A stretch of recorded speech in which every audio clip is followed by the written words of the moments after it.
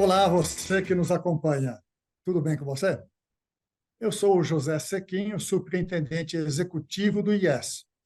E, ao lado do professor Alberto Gata, estarei com você no episódio de hoje, que marca o encerramento dessa quarta temporada do IEScast, o podcast oficial do Instituto de Estudos de Saúde Suplementar. Ao longo dessa quarta temporada, nós conversamos com cada um dos autores do livro Saúde nas Empresas, a promoção de uma ideia sustentável, que foi lançado no final de 2022 pelo Instituto. Nos orgulhamos em afirmar que a obra representa, sem dúvida, um dos mais completos sobre o tema já editado no Brasil. Ele é voltado para o RH das empresas, as grandes pagadoras do sistema de saúde suplementar. Nesse livro, os profissionais reconhecidos pelo papel de destaque que possuem em suas áreas de atuação escreveram um conteúdo riquíssimo sobre os mais diversos temas correlatos à saúde, ao bem-estar das pessoas e o seu ambiente de trabalho, além de relatos de casos de sucesso nesse mesmo sentido. Se você chegou aqui hoje pela primeira vez, sugiro fortemente que ouça os episódios anteriores na sua plataforma de áudio predileta, ou ainda pelo nosso canal no YouTube. Baixe o livro para entender melhor o que estaremos falando agora. Para a conversa de hoje, eu tenho a honra de contar com a participação do professor Alberto Gata, que eu já mencionei no começo.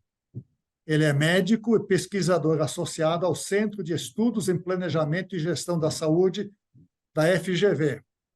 E, ao meu lado, nós organizamos a edição do livro que já me referi. Professor Gata, muito bem-vindo ao nosso episódio, último episódio desta quarta temporada do IEScast. E muito obrigado por participar. A ideia hoje é fazer um apanhado do que vimos até aqui sobre esse assunto tão importante, que é a promoção da saúde nas empresas no ambiente de trabalho. Ô, Gata, você poderia fazer um balanço dessa temporada, do conteúdo do livro, do alcance, e o que mais você desejar conversar para a nossa audiência? Ô, Gata. Então, Sequinho, inicialmente quero agradecer o convite do IES para participar desse IEScast. E quero dizer que a, a repercussão desta publicação do IES tem sido muito boa. Tenho recebido notícias de adoção em cursos, pessoas que têm referenciado o livro em suas pesquisas. Então, eu concordo que, do meu conhecimento, se trata da publicação, um livro-texto, mais de 600 páginas, mais atual, mais completo, nessa temática que a gente tem em língua portuguesa. Há um outro livro-texto, Promoção da Saúde no Ambiente de Trabalho, quarta edição, que eu também participei da tradução, mas era um livro americano, né? Então a gente fez uma versão.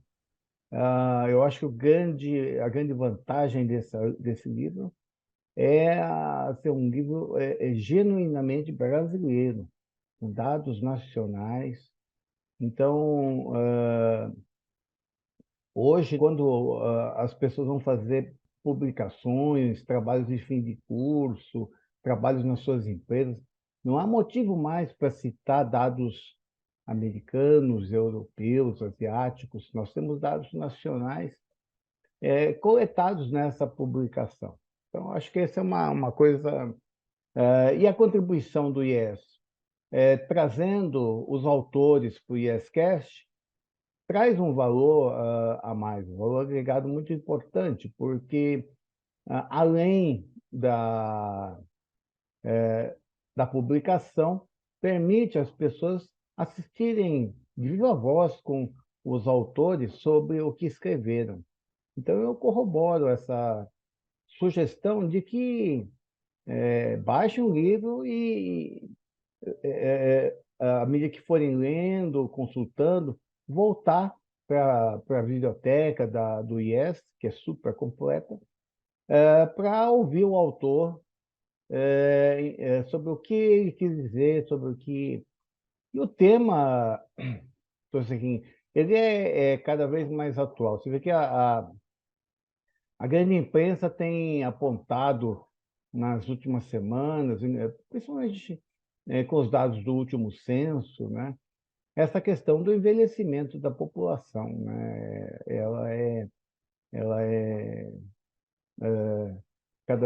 muito acelerada, né? E a gente teve o dado do censo e teve os dados da, da PNI, da Pesquisa Nacional de Saúde, corroborando que as pessoas têm uma multimorbidade, muitas condições causadas por fatores de risco preveníveis, né? Então, um jeito da gente ajudar, e a gente tem notado que muitas vezes a iniciativa das empresas, das organizações, ela se limita a atividades informativas, educativas, de sensibilização. Mas a gente sabe que só informação é muito difícil na mudança de comportamento. Precisa mais, né? Então, eu acho que a gente precisa estar bem instrumentalizado, né, com o nosso arsenal de soluções para tentar ajudar as pessoas a mudar o cenário, né? E a gente vê que acompanhando o Vigitel, até inclusive um texto de discussão do próprio IES mostrou que o que se está fazendo até agora não tem funcionado muito, porque o cenário só piora, né? Então, a gente vai ter que tentar pensar em outras alternativas, né? E é toda a sociedade se debruça, né, sobre o tema, né? Isso foi discutido, foi tema de discussão, inclusive, na recente discussão da reforma fiscal, né? Eh, Onde se criou a possibilidade de taxar, inclusive, os alimentos não saudáveis, o tabaco. Então, eu acho que é um assunto que está na é muito atual e que exige que a gente parta para a ação. E esse livro é muito oportuno, porque antes dessa publicação, as pessoas que queriam conhecer o tema tinham que olhar em vários livros ou artigos em língua inglesa. Então, agora eu acho que criou-se essa oportunidade, eu acho que foi um investimento do IES, no sentido de oferecer em língua portuguesa, dados brasileiros, sobre tudo que tem há de mais atual e conceitos corretos sobre o tema. Professor Ogata, você falou palavras-chave aí, fatores preveníveis, construir saúde, são ideias que nos moveram à construção desse projeto aí.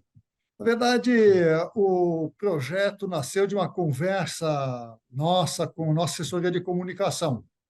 E a razão é muito simples. As empresas contratantes são as maiores pagadoras e financiadoras dos planos de saúde. Hoje, elas gastam entre 12, 14 ou mais por cento da folha com esse benefício. É a maior despesa depois da folha. Obviamente, a situação não agrada às empresas, que reclamam dos altos custos, dos altos reajustes. Mas eu pergunto, as empresas conhecem a epidemiologia do seu quadro de funcionários? Quem tem que tipo de doença ou condição? Quantos têm obesidade ou outras doenças crônicas? Que ações desenvolvem para construir saúde no seu corpo de funcionários?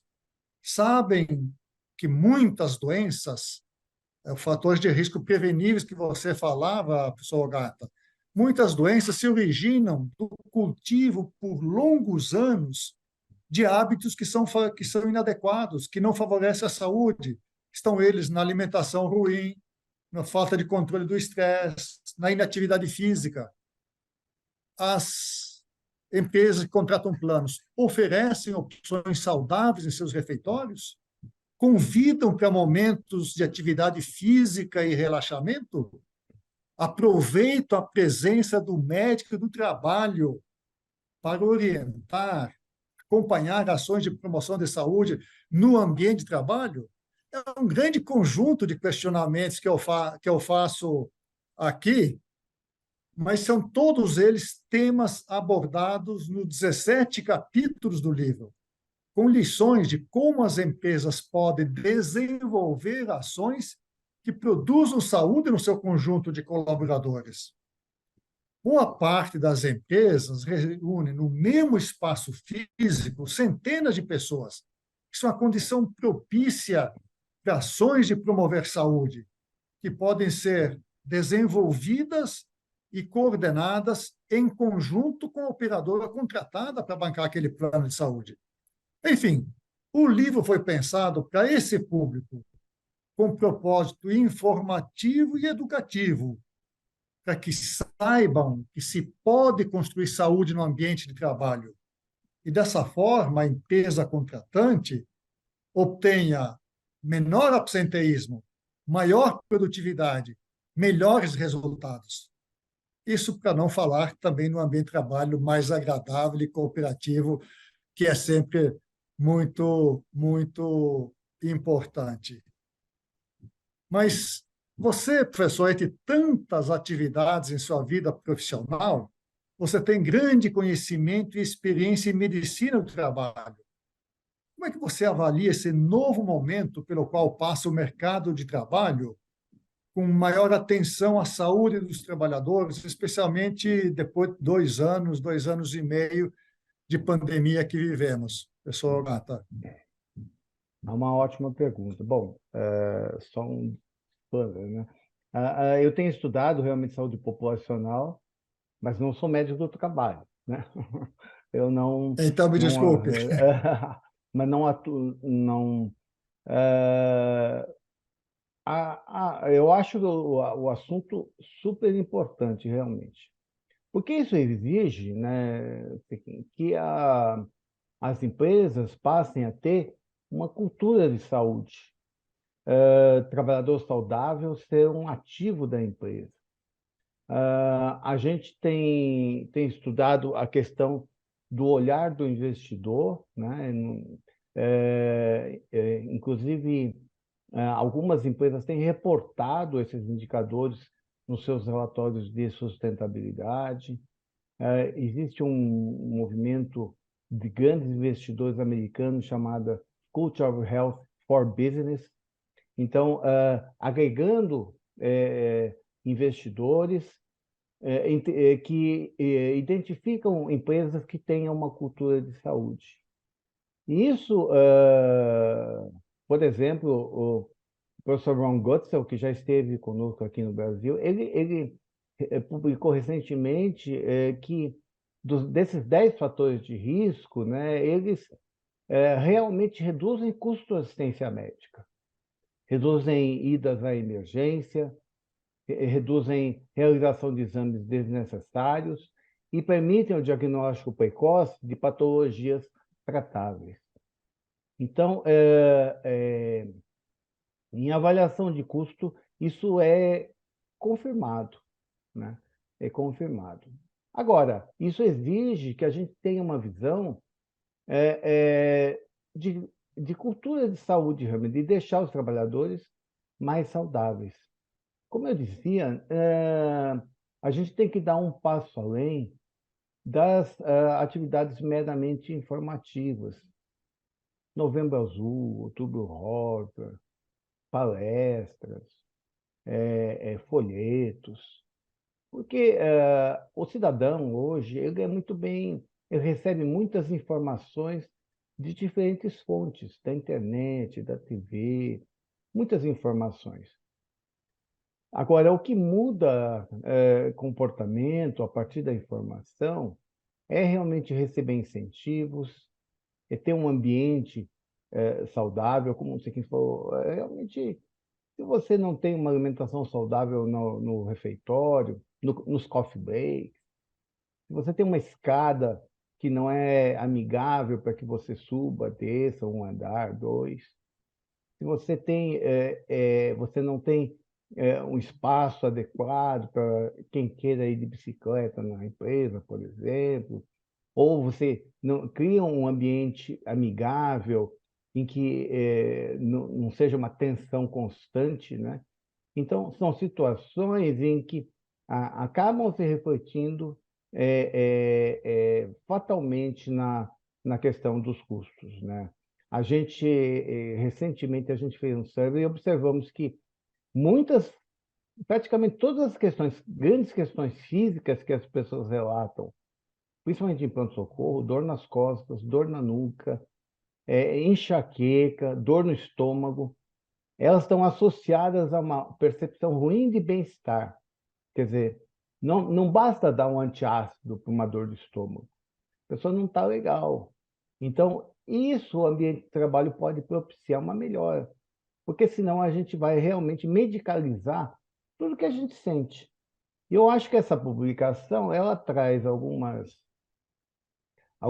pistas interessantes, né, de como cada empresa pode fazer. Aí ela mudando o seu ambiente, não ficando dependente das iniciativas só da operadora de saúde, mas ela já pensar dentro da cultura, dos valores dos empregados, como é que ela consegue, como é que ela consegue avançar. E as questões que o Sequinha apontou são muito importantes, né? A questão da alimentação. Hoje, trabalhadores de baixa renda fazem a sua grande refeição do dia na empresa, né? Porque não é o fato da pessoa trabalhar que ela não tem segurança alimentar. Então, muita gente faz a sua principal refeição na empresa. Então, o que você oferece, principalmente em aporte proteico, ela é muito importante, né?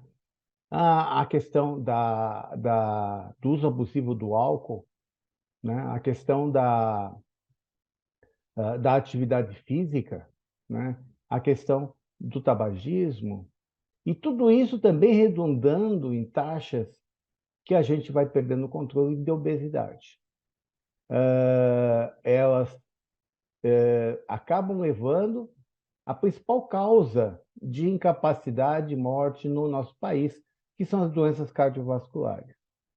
Elas continuam no topo.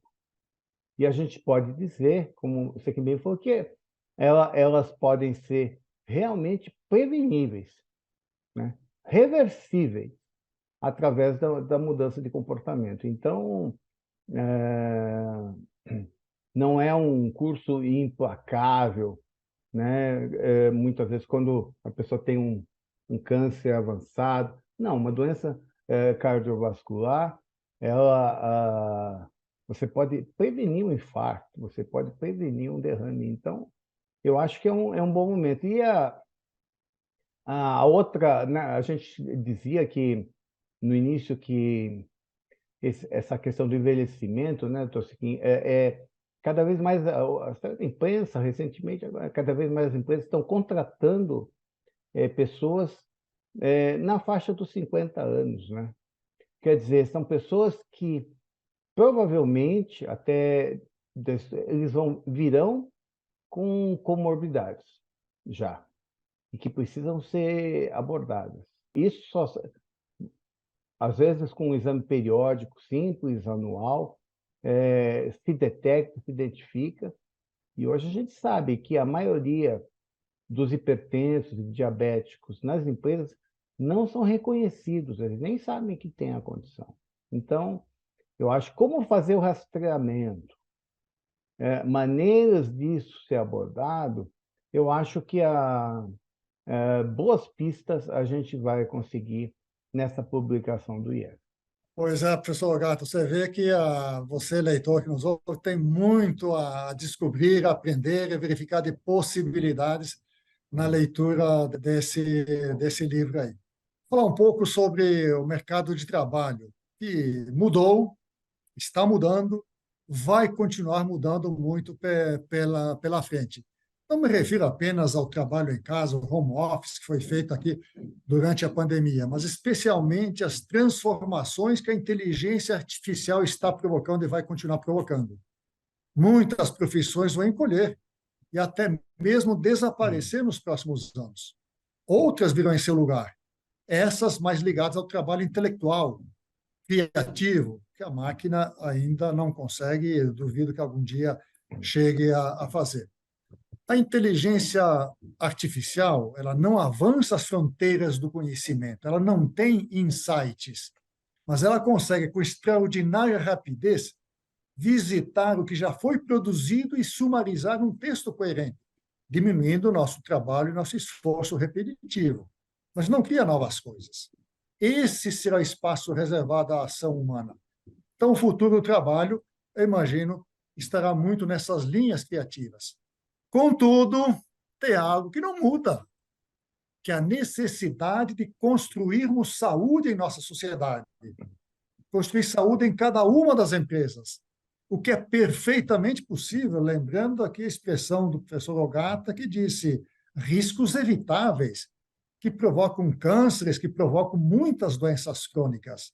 Para que a gente seguir nessa trilha do adoecimento? Vamos construir uma trilha da preservação da saúde. Para isso, acho que tem que se atuar em muitas áreas. Nós temos que cuidar do meio ambiente, pois ar, águas, solos, alimentos contaminados afetam nossa saúde, nossa expectativa de vida. A solução desse problema não depende só do indivíduo, mas ela exige uma ação coletiva, coordenada pelos poderes públicos e em concertação entre as nações. Lembremos que a fumaça das queimadas do Canadá, agora de poucas semanas atrás, perturbava os nova-iorquinos. Ou a chuva ácida provocada pelas termoelétricas inglesas afetava as florestas da Dinamarca, com o oceano separando os dois. Precisamos também remediar, se chama os ambientes obesogênicos, que favorecem o ganho de peso, que induz a múltiplas doenças crônicas. Entre elas, precisamos ter ruas seguras, que convidem a caminhadas ou pedaladas, escadas agradáveis e acessíveis para subirmos ou descermos um ou dois lances, de preferência todos os dias, cantinas escolares, sem aquelas guloseimas atrativas e viciantes, mas prejudiciais à saúde da criança, que vai levar para o resto da vida. Redes de abastecimento com alimentos saudáveis, onde há escassez de rede de abastecimento de coisas saudáveis, as pessoas vão comprar o que existe lá. Os embalados, os empacotados, semi-prontos e até pré-digeridos. Copiei essa expressão de um artigo que acabei de ler nessa semana. E precisamos também de ambientes de trabalho que evitem o adoecimento e construam saúde. No livro e nesse debate, a ênfase foi dada no ambiente de trabalho, mas são necessárias ações em múltiplas outras frentes. E por isso, essas minhas rápidas digressões nesses outros aspectos aqui. Mas eu quero ainda voltar com você, professor Ogata. O livro contém alguns cases de ações de empresas para evitar o adoecimento. Gostaria de me valer da sua vasta experiência nesse assunto e lhe pedir para nos contar um pouco sobre sua visão de como esses cases e soluções apresentadas no livro e nessa temporada podem ser utilizadas mais amplamente na promoção da saúde e bem-estar das empresas que contratam um plano de saúde e gastam uma pequena fortuna para a saúde dos seus funcionários. Professor, palavra sua. Bom, Sequim, antes de mais nada, sobre o que você comentou, sem dúvida, cada vez mais a gente tem lido, tem visto e tem destacado a importância dos determinantes sociais, determinantes econômicos de saúde, né? A saúde realmente, as pessoas adoecem ou não só dependendo do médico, do sistema da assistência médica, né? Ela depende de muitos fatores, onde a gente vive, onde a gente come, como a gente se desloca, o ar que a gente respira, né? E isso realmente é um fenômeno global, né? Hoje a BBC ela estava colocando o desbalanço na produção, na vida das pessoas que moram na Indonésia, que é o grande produtor de níquel, que é a matéria-prima das baterias dos carros elétricos, né? Então, o mundo desenvolvido usa cada vez mais carro elétrico à custa do níquel, que é extraído de maneira absolutamente predatória na Indonésia, né? Então, nós estamos todos é uma cadeia que a gente tem que sempre estar atento. Sobre a questão dos cases e da metodologia, eu acho que realmente é muito importante a gente seguir uma metodologia, um modelo lógico. Os cases que estão no livro seguem um modelo lógico, né? E a gente pode destacar alguns pontos que primeiro, antes de fazer nada, ouça a voz do trabalhador, né? O que ele quer, quais são seus valores, entender quais são as suas necessidades. Não pegar lá qualquer produto comercial que está na prateleira, comprar, adotar, e aí o trabalhador não adere, a gente fala, pô, ele não participa, mas realmente às vezes não encaixa na cultura, nos valores. Então, ouvir a voz do trabalhador é bastante importante. Além disso, precisa ter o apoio formal da alta liderança, né? A liderança pelo exemplo. Então, a alta liderança ela precisa colocar, documentar o seu apoio para essas iniciativas dentro da empresa. Não é do setor, não é do RH, da medicina ocupacional, ela é da companhia, que enxerga isso como um valor. Além disso, esses programas precisam ter metas, objetivos, KPIs. Onde eu quero chegar? Quais são minhas metas?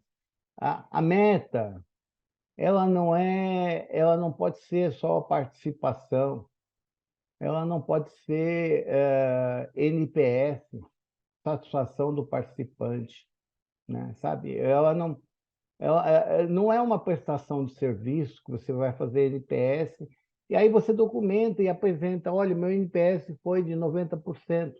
Então, e daí, né? Então, a gente precisa ter metas. Olha, eu vou reduzir em 10% a minha taxa de diabéticos não controlados ou de pessoas que tenham excesso de peso. Eu vou estabelecer KPIs bem e fazer, a partir daí, estabelecer parcerias. É muito importante estabelecer parcerias com a operadora de saúde, com o fornecedor de alimentação, com a empresa de transporte, de logística, ver como você quem falou a possibilidade de melhorar o ambiente.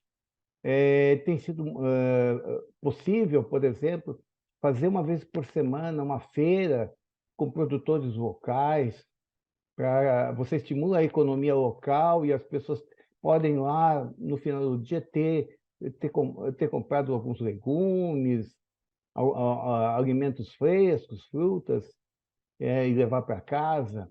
A própria questão de ter ambientes em que é possível deixar uma bicicleta, um vestiário, e pensar muito em como você envolve a população como um todo, porque existe gente que não consegue, não tem condições de participar de um grupo de corrida, não tem condições de fazer um esporte. Então, hoje a gente tem que contemplar a diversidade. Então, as pessoas que não. Ela tem que contemplar também aquele que é cadeirante, aquele tem uma obesidade maior, aquele que não consegue fazer esporte. Então, simplesmente dar desconto em academia, fazer grupos de corrida, pode não ser abrangente o suficiente para contemplar a questão da diversidade e da inclusão. Então, eu acho que esses cases que foram retratados no livro apontam esses passos, né? Que é um espaço aí para aprimorar aquilo que já tem sido feito. Quando a gente acompanhava os programas das operadoras lá pela Organização Pan-Americana de Saúde, a gente mostrava que alguns programas eram feitos muito, muito bem feitos, mas iguais por décadas. A gente tem que melhorar, a gente tem que buscar sempre se desafiar para avançar, né? Eu acho que os cases desse livro, eles ajudam a gente a refletir sobre isso. É isso aí, ou seja, há muito que as empresas podem fazer no seu ambiente, ou melhorar seu ambiente, enfim, para ajudar a construir saúde. Você já falou um pouco também de metas e métricas. Eu acho que a sua contribuição para o livro trata um pouco desse tema aí. Portanto, na próxima fala, gostaria que você mencionasse um pouquinho da importância dessas metas e métricas para se avaliar o alcance de programas que são, às vezes, feitos, mas não são medidos, mensurados. Mas eu queria comentar um outro aspecto que eu acho que é um aspecto desafiador, muito grande, que é como conseguir a efetiva adesão das pessoas aos programas. Mais do que isso, que eles se mantenham fiéis às novas práticas que vão absorvendo e tomando conhecimento durante essas fases e etapas aí de desenvolvimento, de programas de bem-estar, construção de saúde que se desenvolvem nas empresas. Acho que é uma questão que ainda é pouco tratada, muito difícil. Eu entendo, do meu ponto de vista, pouco conheço desse assunto, é o grande desafio. Eu penso que, para isso, são necessárias ações em várias frentes. Primeiro, as pessoas precisam ser informadas das consequências de suas ações. Porque se não sabe das consequências, jamais vai passar pela cabeça de mudar. Por exemplo, você mencionou o tabaco. O tabaco aumenta a probabilidade de câncer de pulmão e outras doenças. As pessoas têm que saber disso para achar uma motivação para parar de fumar. A obesidade é matriz para múltiplas doenças crônicas, inclusive vários tipos de câncer. As pessoas sabem disso. O consumo crescente e continuado de ultraprocessados favorece a obesidade. E a obesidade é matriz para múltiplas doenças crônicas. As pessoas sabem disso.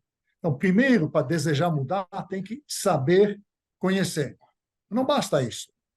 Depois, precisa se mostrar às pessoas que existem alternativas igualmente prazerosas, agradáveis, quando se trata de alimentação também saborosa. Porque se as alternativas são desagradáveis, não há cristão que vá aguentar por muito tempo, fato uma semana. É preciso mostrar como se pode ter acesso a essas alternativas. Você já citou, por que não oferecer, contratar com esses produtores rurais, familiares, perto da sua cidade, da sua empresa, uma cesta semanal para funcionários da empresa que queiram comprar. Facilita o produtor, financia, e o cara leva para casa uma cesta saudável, fresca, etc. Precisamos, depois que a pessoa deseja incorporar novos hábitos no seu dia a dia, nós precisamos ajudá-las a fazer isso. Eu conheci pessoas que estavam loucas para parar de fumar, não conseguiam. Então, qual é a ajuda que se pode dar a essas pessoas que desejam mudar, serem saudáveis, construir uma idade avançada com saúde, sem doenças crônicas? Como é que a gente faz para ajudá-las de fato? Você já também mencionou que, felizmente, a reforma tributária aprovada na Câmara, ela permite já diferenciar a tributação de bens e serviços que sejam saudáveis, daqueles que não são saudáveis. Ora, se a pessoa quiser fumar, quem sou eu para dizer isso, sabendo das consequências, para dizer ela que ela não deve fumar? Mas como ela vai adoecer mais, vai provocar mais custos no sistema de saúde. É natural, então, que o cigarro custe caro, porque ele vai provocar mais despesa, assim com todos os alimentos que são prejudiciais à saúde, onerá-los e desonerar aqueles que são mais saudáveis. E, no fundo, precisamos, na verdade, construir um ambiente que não seja tão obesogênico quanto o que temos hoje. Porque as pessoas podem ter vontade de mudar, mas o meio ambiente ser um tremendo obstáculo à mudança e a ser fiel à mudança que conseguiu fazer. Enfim, a lista de ações é muito grande. Eu diria mais que é uma profusão de recomendações, de linhas de ação. Tanto aqui no Brasil, as orientações nutricionais do Ministério da Saúde são elogiadas mundo afora, não são praticadas como se diz lá. Mas a OMS recomenda, o The Lancet, a prestigiosa revista, as mais diferentes sociedades de especialidades médicas recomendam esse tipo de comportamento. É preciso fazer. É preciso comunicar, mostrar, educar, informar e depois ajudar as pessoas, enfim, a desejar e mudar, ajudá-las de fato a mudar. Bem, poderíamos continuar falando sobre horas sobre esse tema, mas o tempo é escasso para todos e vamos precisar encerrar. Então, Gata, se você quiser falar um pouco sobre métricas e depois suas considerações finais e sua despedida. Gata. Então, Siquinho, eu acho que essas suas colocações sobre a importância da participação são realmente super importantes, né? Porque além da informação, ele tem que ser incentivado.